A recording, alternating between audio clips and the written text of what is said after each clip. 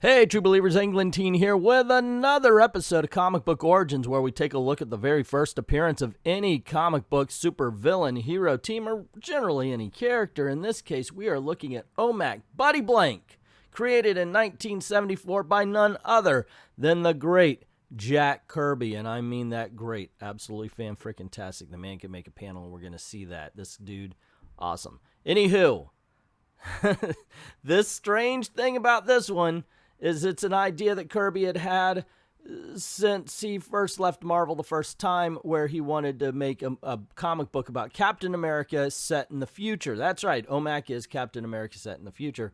It's completely contractual. The New Gods were over. He had 15 pages to deliver every week. So he says, aha, I've got an idea, and thus Omac, the one-man army corps, was born.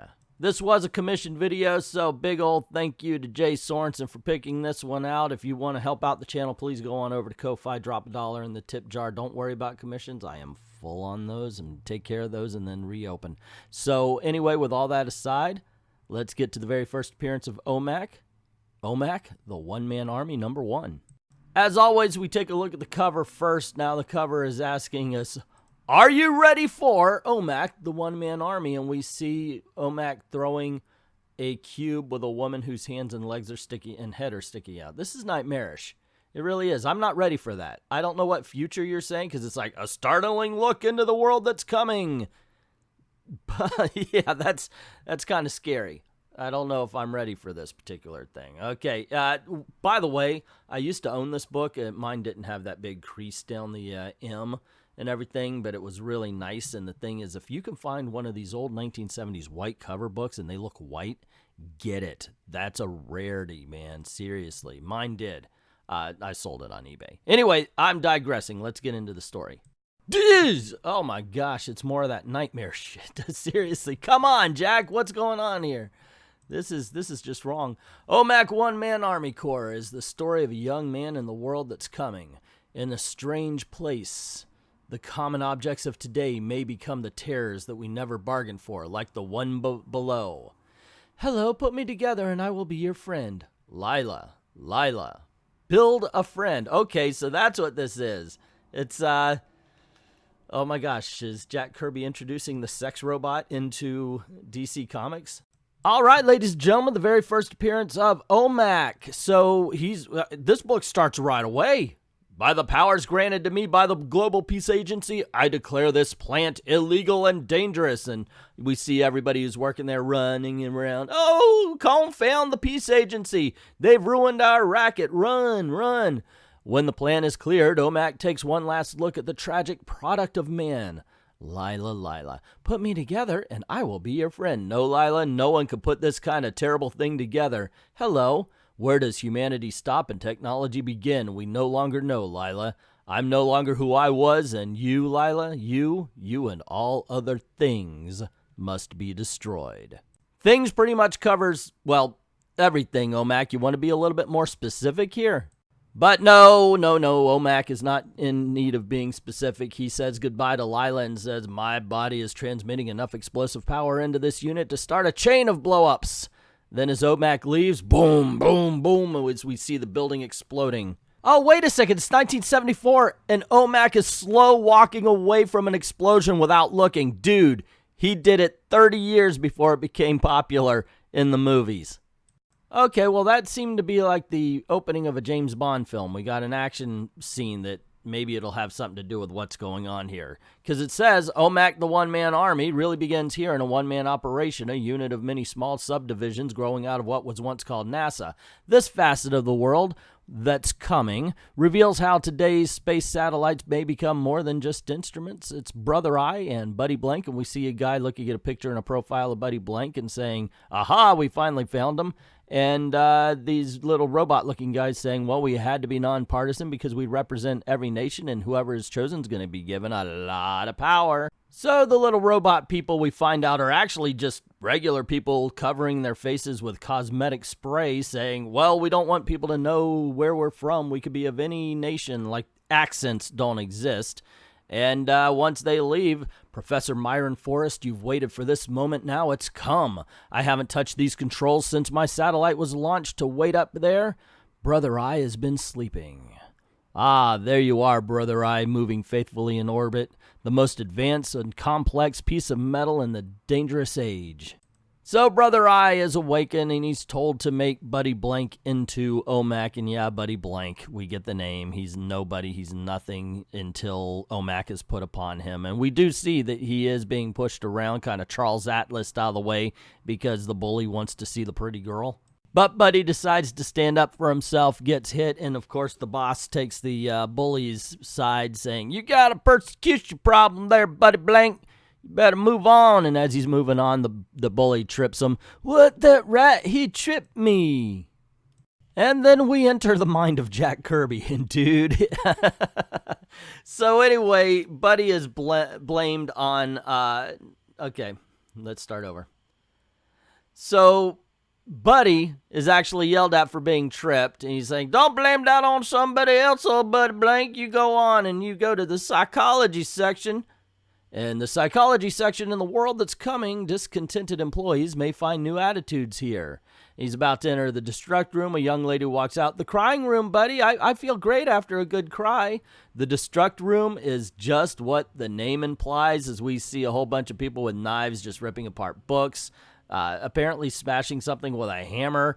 And he comes across the bully. "Hi, Buddy, try kicking one of these pseudo people down a rail." And Buddy's like, "No, thank you. The company makes him a little too lifelike for my tastes." And he's like, "Too bad, kicking him is real fun." And are we stepping into the mind of Jack Kirby here? I'm actually surprised that one of these pseudo people don't look like Stan Lee. But Buddy's not angry. He doesn't need to let out that kind of aggression, and he walks away from all the destruction and bumps into his friend Lila, who says, hey, she's missed him, but just is way too busy to come and say hi. And he's like, "Oh, do you have to leave already?" And she says, "Yes." And we see some people staring at her going, "Hey, wait a second, there she is. She's perfect. A lot better than those company blanks that we have to work with." And when Buddy leaves, we see the gentleman approach Lila, and they take her into a warehouse where we see that she's fake. She's a pseudo-human, I guess a robot, though, that looks like a woman that exists. So what do they do with the real women? That's the big question here, right? Oh, this is nice. We reached a new chapter. The secrets of the world that's coming may be too terrible to share for one so troubled as young Buddy Blank. They prove overwhelming. Buddy has done the unexpected. He has dared to come to Section D, and a rendezvous with destiny is the birth of Omac. And we see that Buddy came downstairs and he's looking for Lila, and when he gets there, he's basically captured. And when asked why he's in Section D, he replies that he's looking for Lila. She must work in this section. I've never seen her in the others. "I suppose that's right," says Buddy's captor. And like an RKO villain, they decide to sit Buddy down and show him their whole operation, man. So they show a video of them sending a Nancy model for a guy, and she's like, "Hello, put me together and I'll be your friend. This is amazing." And they say, "A customer paid us handsomely to deliver Nancy to a famous literary agent." "Oh, thank you, sir," says Nancy. He was surprised but captivated. He put Nancy together. "So you're so nice I could kiss you. Incredible." And then suddenly there's a big explosion. They blew up. Yeah, Nancy bombed out, so to speak. We got it all with a Zoom-R lens from a safe distance. You sent that man an exploding model. You sell murder. You could send those automations to kill world leaders. You might start an atomic war. Don't worry about things like that. I think of all that money can buy. That's why I build and sell female bombs, pseudo people with names like Nancy, Carol, Lila. Lila, you mean she's Lila? Lila! Oh, my hand, it's been burned. To his captor's astonishment, an area of surging energy appears on Buddy's chest, and within its center, a blazing eye. Lila's one of those deadly creatures. As Buddy's emotional stress increases, the fiery energy engulfs him. "You indescribable fiend! Look out, Blank is growing, changing, but how? I've heard some talk about it. Electronic surgery, a computer hormone operation done by remote control. Look at him now!" Omac's captors panic and begin to shoot at him. "My body is rejecting the bullets. I am Omac." Back men, use the rear doors. Confused and panicked, the men flee from the room. He can't be stopped. We gotta do something fast. I've closed the steel door on him. Now I'll let the room shredder do the rest. And we see the room shredder is just the other wall coming to where Omac is. This won't work. I'm coming out. I'm coming out. With a mighty blow of his fists, Omac breaks down the steel door. I'm being fed strength and knowledge by some unknown source. My job is to stop your evil activity. Stand by, men. We've got more cards to play. The racket leader pulls down a switch. Beneath Omac's feet, the metal door opens wider. Try our fire vat, Omac. The heat that softens the material used in the production of mannequins seems ready to consume Omac. Sorry I can't oblige you by falling into this stuff. You'll use no more of it to mold destructive pseudo-people. Omac's body seems to gain tremendous tension power, then he makes a fantastic leap across the floor. Look out! And so we see Omac flying into the men, throwing them all over the place. See how you like this gun, Omac. It shoots 100 rounds a second. Ye gods! He's got lightning reflexes. Numbers can't stop him. He's a one-man army. It's the other name for Omac. Omac. It's what's for dinner. I've broken into the shipping room. From here, they export death. On your guard, Omac's clobbered that. Everybody knows his name's Omac already? Like maybe 6 people? He just entered a different room, and those men in that room now know his name is Omac. Is it like through osmosis? Somewhere inside Omac, Buddy Blank is not yet faded completely. Before him is an open case. Its shocking contents stare at him as he approaches. The faint last vestiges of Buddy Blank seem to scream. His memory rises for one tragic moment in Omac. Hello, put me together and I'll be your friend. Lila. They'll pay for this, Lila. They've done more than trifle with human life. They've made a mockery of the spirit.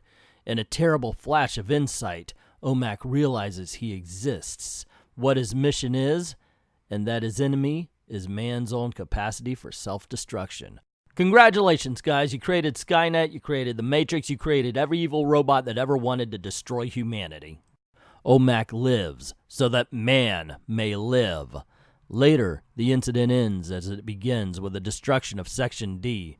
There'll be no more victims claimed by this foul racket. The peace agency will round up the little rats, but my next move shall be to nab Mr. Big.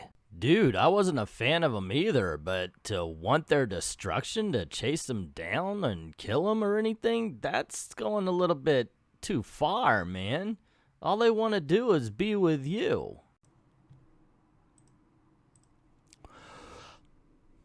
Then Omac looks up into the night sky and listens to a voice. Very good, Omac. You've heard everything I've told you. I've also used the powers you gave me when I needed them, Brother Eye.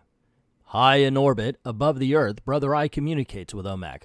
I shall always help you. We are linked by the symbol on your chest. We are like brothers. I transmit beams. Some of them bring you my voice. Others feed you information. A powerful unseen beam such as this changed Buddy Blank and brought you into being. This one penetrates my brain.